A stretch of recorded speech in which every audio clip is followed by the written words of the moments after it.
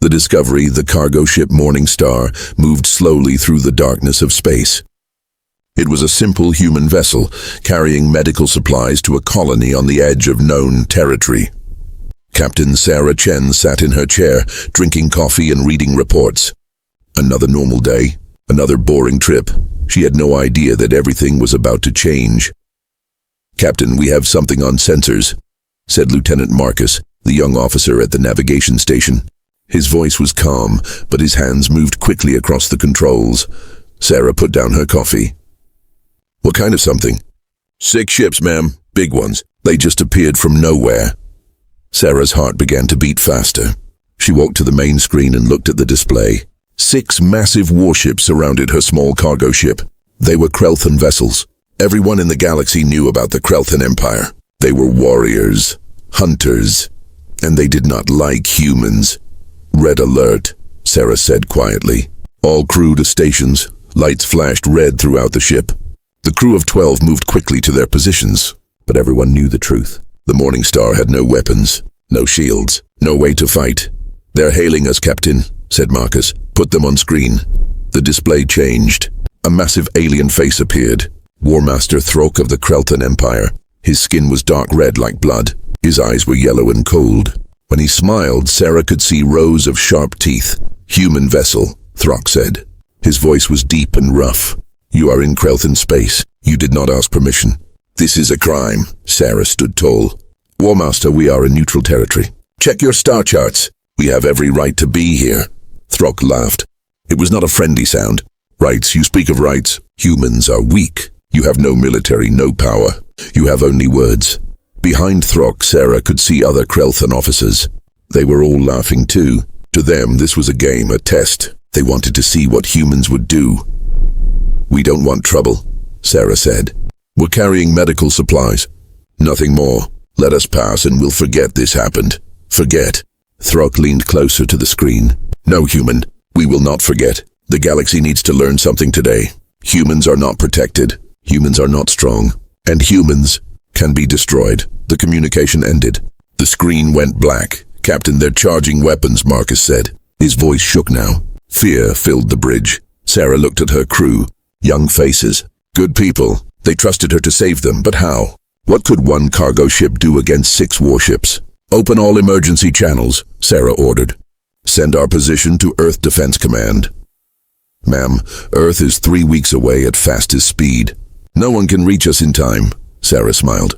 It was a strange smile. Calm, almost knowing. "Just send the message, Marcus." "Use code black." Marcus froze. "Code black." "But Captain, that's only for—" "I know what it's for." "Send it, now." Marcus sent the message. 3 words. Code black. Position confirmed. On the Krelthan flagship, Throk watched the human ship. So small, so helpless. "This would be easy." "War Master," said his second officer. The humans sent a message. "Should we block their communications?" "No," Throk said. "Let them call for help. Let them scream into the void. No one will save them. This will be a lesson for all humanity." He opened a channel to the Morning Star. "Captain Chen, I am generous. I give you 1 minute. Surrender your ship, and you may live as prisoners. Refuse, and you will die. Choose now." On the bridge of the Morning Star, Sarah looked at her crew.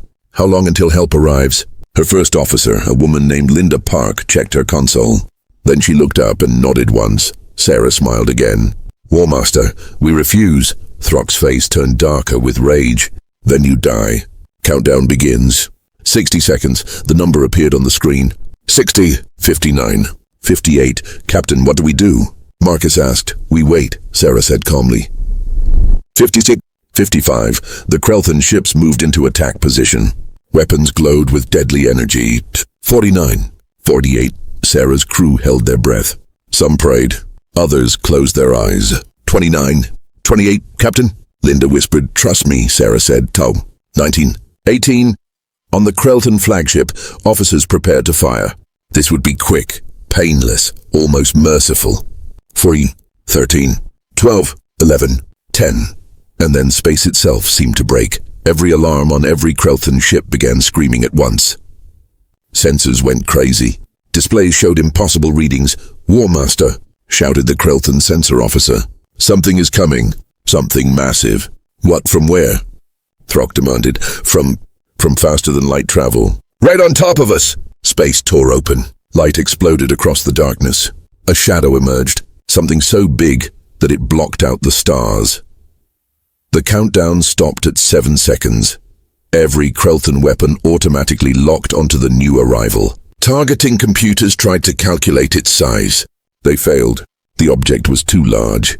Slowly, like a mountain rising from the ocean, the shadow moved forward into the light of the nearby star. War Master Throck's yellow eyes went wide. His mouth opened, but no sound came out. Around him, his officers stood frozen in shock. On the display screen, they could finally see it clearly. A ship. A human ship. But not like any ship the galaxy had ever seen before. It was 5 kilometers long, 2 kilometers wide. Its hull was dark gray, covered in weapons and armor. Fighter bays lined its sides, dozens of them. Energy shields glowed around it like a blue ghost, and on its side in massive letters was its name, UNSC Avalanche. That's impossible, Throck whispered. Humans don't have, the story said. Everyone said it was just a myth. But it was not a myth. It was real. And it was here, Earth's first supercarrier. The ship that the galaxy thought was only a legend. The vessel that humans had built in secret for 15 years. The Avalanche hung in space between the Morning Star and the Krelthan fleet. Silent. Waiting. All weapons on all 6. Krelthan warships remained locked on target. But nobody fired. Because every warrior knows the feeling. That cold touch on the back of the neck. That voice in the mind saying, "This is death. This is the end." For the first time in his long military career, War Master Throck understood what it meant to be prey. On the bridge of the Morning Star, Sarah Chen sat back down in her chair. She picked up her coffee. Still warm. "Marcus," she said quietly, "you can breathe now." The young officer realized he had been holding his breath. He gasped for air. Through the window they could see the massive shadow of the Avalanche, protecting them, like a parent protecting its child. What happens now, Captain?" Marcus asked. Sarah took a sip of coffee. Now they learned the truth. What truth? Sarah looked at the supercarrier and smiled. That humans don't start fights, but we always finish them. The legend awakens. The Avalanche hung in space like a sleeping giant. Its massive hull reflected the light of distant stars. Inside the bridge of the Morning Star, Captain Sarah Chen and her crew watched in silence. They were safe now. They knew it. They could feel it. But on the Krelthan flagship, panic filled the air. "Report! I want a full report!" War Master Throck shouted at his officers. His yellow eyes darted across multiple screens. His hands gripped the arms of his command chair so hard that his claws left marks in the metal. "War Master," said the sensor officer, his voice shaking. "The vessel it's 5.2 kilometers long. Mass reading shows. Impossible. It's too heavy. No ship that size should be able to move. Weapons?" Throck demanded, scanning now. We count 50 launch bays for fighter craft. Over 200 point defense cannons. Multiple railgun batteries. Energy weapons we cannot identify. And War Master, there's something else. What? The energy readings from its core. They don't match anything in our database. The power output it's 10 times what our entire fleet generates. Combined. Throck felt something he had not felt in 20 years of warfare. Fear. Cold. Pure fear. "How?" he whispered. "How did humans build this?" An older Krelthan officer stepped forward. His name was Vector, and he had served in the fleet for 40 years. "War Master, may I speak?" "Speak quickly." 15 years ago, when humans first joined the Galactic Council, do you remember what happened? Throck thought back. Yes, the Council welcomed them, gave them trading rights, access to basic technology. They were weak, primitive, everyone laughed at them. Everyone laughed, Vector agreed. But what else happened? Do you remember? Throck's eyes narrowed. Human scientists visited every species. They asked questions. They studied our ships, our weapons, our engines. They said they wanted to learn, to understand the galaxy. Exactly, Vector said quietly. And what did we think? We thought they were harmless, curious. We thought they were trying to catch up to us. We were wrong, War Master. They were not trying to catch up. They were studying us, learning our strengths, learning our weaknesses. And then they went home and built that. Throck looked at the avalanche on his screen. The ship did not move, did not fire. It just existed. A silent threat, a promise of destruction. Open a channel, Throck said. To the human ship. Which one, War Master? The cargo vessel or the Supercarrier, now? Part 2. The legend awakens. The avalanche hung in space like a sleeping giant. Its massive hull reflected the light of distant stars. Inside the bridge of the Morning Star, Captain Sarah Chen and her crew watched in silence. They were safe now. They knew it. They could feel it. But on the Krelthan flagship, panic filled the air. Report! I want a full report. War Master Throck shouted at his officers. His yellow eyes darted across multiple screens. His hands gripped the arms of his command chair so hard that his claws left marks in the metal. War Master, said the sensor officer, his voice shaking. The vessel is... It's 5.2 kilometers long. Mass reading shows. Impossible, it's too heavy. No ship that size should be able to move. Weapons, Throck demanded. Scanning now. We count 50 launch bays for fighter craft. Over 200 point defense cannons. Multiple railgun batteries. Energy weapons we cannot identify. And War Master, there's something else. What? The energy readings from its core. They don't match anything in our database. The power output it's 10 times what our entire fleet generates. Combined. Throck felt something he had not felt in 20 years of warfare. Fear. Cold, pure fear. How? He whispered. How did humans build this? An older Krelthan officer stepped forward. His name was Vector, and he had served in the fleet for 40 years. War Master, may I speak? Speak quickly. 15 years ago, when humans first joined the Galactic Council, do you remember what happened? Throck thought back. Yes, the Council welcomed them. Gave them trading rights, access to basic technology. They were weak, primitive. Everyone laughed at them. Everyone laughed, Vector agreed. But what else happened? Do you remember? Throck's eyes narrowed. Human scientists visited every species. They asked questions. They studied our ships, our weapons, our engines. They said they wanted to learn, to understand the galaxy. Exactly, Vector said quietly. And what did we think? We thought they were harmless, curious. We thought they were trying to catch up to us. We were wrong, War Master. They were not trying to catch up.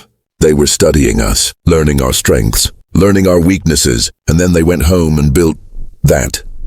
Throck looked at the avalanche on his screen. The ship did not move, did not fire. It just existed. A silent threat, a promise of destruction. Open a channel, Throck said. To the human ship. Which one, War Master? The cargo vessel or the Supercarrier, now? A moment passed. Then the screen changed. A human face appeared. An older man with gray hair and dark eyes. He wore a military uniform, blue and black, clean and professional. His face showed no fear, no anger, just calm determination. This is Admiral James Cross of the United Nations Space Command vessel Avalanche, the man said. His voice was steady and strong. You are addressing a representative of Earth. Throck tried to sound confident. Admiral Cross, I am War Master Throck of the Krelthan Empire. Your vessel has entered a combat situation without authorization. This is against galactic law. Admiral Cross raised one eyebrow. Is it? My sensors show that 6 Krelthan warships surrounded a civilian human cargo vessel in neutral space. The cargo ship had no weapons, no shields, no ability to defend itself, and yet you prepared to destroy it. Tell me, War Master, which law does that follow? Throck's jaw clenched. We were testing human resolve. It was not a real attack. Testing. Admiral Cross leaned forward. You armed weapons. You began a countdown. You told my people they would die. That sounds very real to me. One ship, Throck said, his confidence returning. You are one ship, Admiral. I have 6 warships. My fleet has destroyed entire planets. What makes you think one vessel can stand against us? Admiral Cross was quiet for a moment. Then he smiled. It was not a friendly smile. It was the smile of a man who knows a secret. A dangerous secret. War Master, let me tell you a story, the Admiral said. On Earth we have creatures called wolves. They hunt in groups. They are strong and fast. Very dangerous. But we also have another creature. The bear. A bear usually walks alone. It does not hunt in packs. It seems slow and peaceful. But when you threaten a bear, it shows you something. It shows you that sometimes one is enough. You compare yourself to an animal. Throck laughed, but the laugh sounded hollow, fake, I compare humans to survivors, War Master. On Earth, we faced ice ages, plagues, wars, disasters that should have destroyed us. But we survived. Do you know why? Because we don't just fight with strength. We fight with intelligence. We adapt, we overcome, and we never, ever give up. Admiral Cross pressed a button on his chair. The screen split. Now it showed the avalanche from the outside. The massive ship rotated slowly, showing its full size to the Krelthan fleet. You asked what makes me think one ship is enough, Admiral Cross continued. Let me show you. On the Krelthan sensors, new data appeared. Information about the avalanche, its systems, its capabilities. The Admiral was sharing information, but why? The sensor officer read the data aloud. War Master, the ship has autonomous fighter craft. They can launch and fight without human pilots. The weapon systems are AI-controlled. They can track and target 1,000 objects simultaneously. The hull armor is layered. Energy shields cover every surface. And the power core, it's a fusion antimatter hybrid. It generates enough energy to power an entire city. But that's not all, Admiral Cross said. My ship has something your vessels do not. Every system is connected. Every weapon talks to every other weapon. Every sensor feeds data to every screen. When you fight the avalanche, you are not fighting a ship. You are fighting a single organism, one mind, one purpose. Throk felt sweat forming on his red skin. This was impossible. How did humans advance so quickly? Where are your other ships? Throk demanded. One supercarrier cannot patrol all human space. Admiral Cross smiled again. Who said we only have one? The words hit like a physical blow. What? War Master Throk, you are correct. One ship cannot patrol all human territory. That is why we built 7. 7. The number echoed in Throk's mind. 7 ships like this. 7 mountains of metal and weapons. 7 promises of destruction. Impossible, Throk whispered. This would take decades. Resources we know humans don't have. Technology beyond your capability. You gave us the technology, Admiral Cross said simply. Every species in the Galactic Council shared something with us. Small things, basic things. You thought we couldn't combine them. You thought we couldn't improve them. You were wrong. Human engineers took your pieces and built something none of you imagined. We built peace, with the power to protect it. Throk looked at his officers. They were all watching him, waiting for orders, waiting for leadership, Admiral Cross. Throk said slowly, "What are your intentions?" "My intentions are simple. You have attacked a civilian vessel. You have violated galactic law. I am giving you 30 seconds to power down your weapons and retreat to your own territory. If you comply, this incident is over. If you refuse," the Admiral paused, "then you will learn why humans survived every challenge our world gave us." 30 seconds. It was not enough time.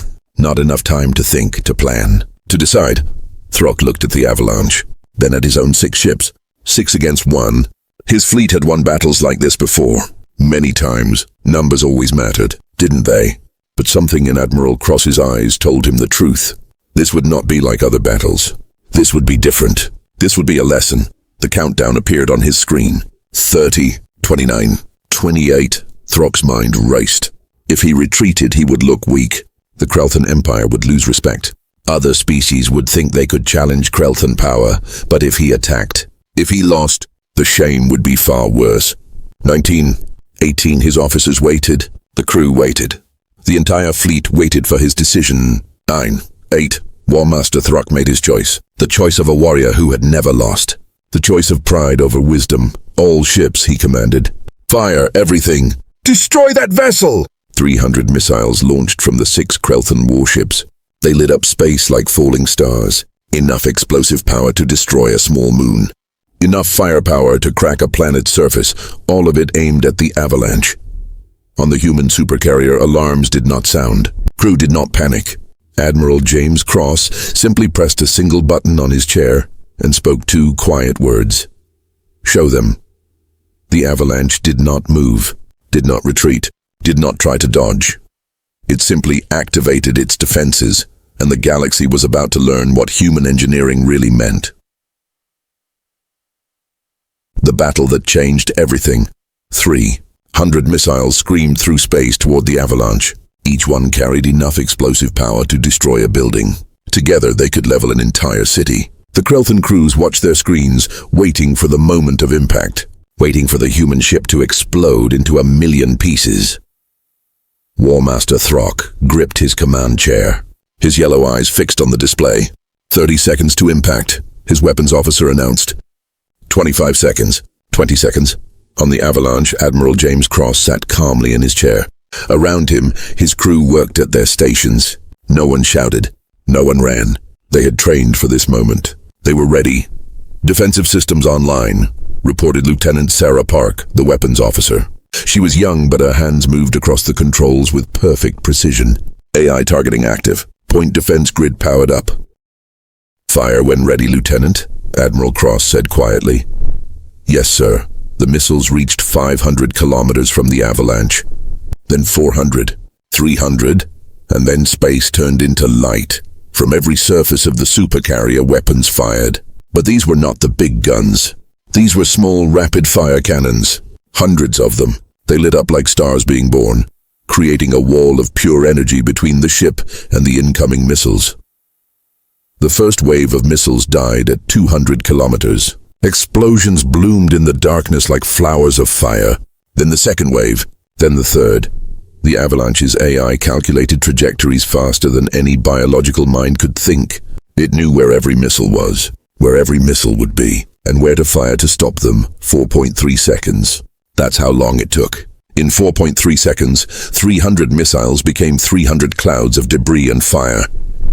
Not one got closer than 150 kilometers to the human ship. On the Krelthan flagship, complete silence fell. Officers stared at their screens with open mouths. Throg's hands slowly released their grip on his chair. Report, he whispered. I want a damage report on the human ship. The sensor officer checked his instruments. Checked again, then looked up at his War Master with fear in his eyes. No damage, sir. No damage at all. Their shields never even dropped below 98%. How? Throg asked. How is that possible? Aboard the Avalanche, young Lieutenant Marcus Chen sat at the engineering station. He was the younger brother of Captain Sarah Chen from the Morning Star. This was his first real combat situation. His hands shook slightly. An older officer, Commander Robert Torres, stood behind him. Torres had gray in his beard and scars on his hands from 20 years of military service. Sir, Marcus asked quietly, how did we stop all those missiles so easily? Torres smiled. Do you know the difference between human engineering and everyone else's, Lieutenant? No, sir. Other species build the biggest weapons they can, the most powerful engines, the strongest armor. They think bigger means better. Torres pointed at the main display. But humans think differently. We ask, what's the smartest way to win? I don't understand. Look at our point defense system. Each cannon is small, weak compared to the big guns on those Krelthan ships. But we have hundreds of them, and they're all connected to one AI brain. That brain can calculate 10 million trajectories every second. It sees everything, predicts everything, reacts faster than any living being can. Torres tapped the display.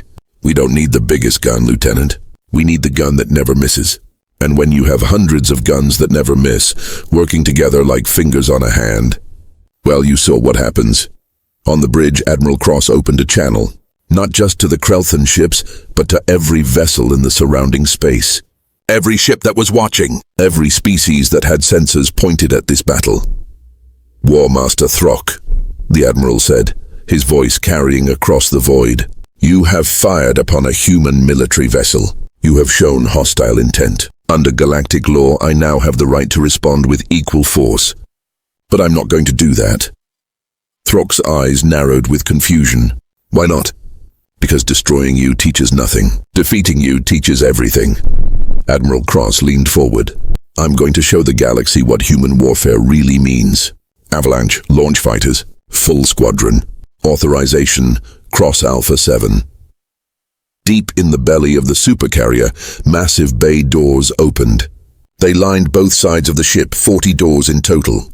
And from each door something emerged, fighters, but not like the clumsy, slow fighters that most species used. These were sleek and black, shaped like arrowheads with wings. Each one was only 10 meters long, but they moved like lightning through water. 40 fighters launched, Lieutenant Park reported. All systems green. AI pilots active and synced. AI pilots. Marcus whispered to Commander Torres. The fighters have no human crews. No need, Torres replied. Each fighter has an artificial intelligence brain. They think faster than we do, react faster. They don't get tired, don't get scared, and they all share information instantly. When you fight one, you fight all of them. The 40 fighters spread out in a perfect formation. They moved together like birds in a flock, like fish in a school. One mind controlling 40 bodies. On the Krelthan flagship, the weapons officer shouted, "Warmaster, new targets. Multiple small craft approaching at high speed." "How fast?" Throg demanded. "Too fast. Our targeting computers can't lock on. They're moving at..." "This is impossible. They're pulling maneuvers that would kill any pilot. 15 G-forces. 20 G-forces. Target them. All ships target those fighters." The 6 Krelthan warships turned their weapons toward the approaching fighter squadron. Railguns fired. Energy beams cut through space. Missiles launched, but the human fighters simply dodged. They twisted and turned, moving in impossible patterns. They flew between incoming fire like dancers in a deadly ballet. Not one fighter was hit, and then they reached the Krelthan fleet. "Engaging," Lieutenant Park said calmly. The 40 fighters split into groups. 10 fighters per Krelthan ship, with 4 groups hitting 4 different targets simultaneously. They moved with surgical precision. The first Krelthan warship, the Bloodfang, tried to use its point defense weapons, but human fighters were too fast, too smart. They came from multiple angles, overwhelming the targeting systems. In 15 seconds, they had disabled every engine on the Bloodfang's port side. The ship began to spin slowly, out of control. "Bloodfang is disabled." Someone shouted on Throg's bridge. "How?" "They barely fired any weapons." The second ship, the Iron Claw, activated emergency shields and tried to run. But the fighters were faster. They targeted the shield generators with perfect accuracy.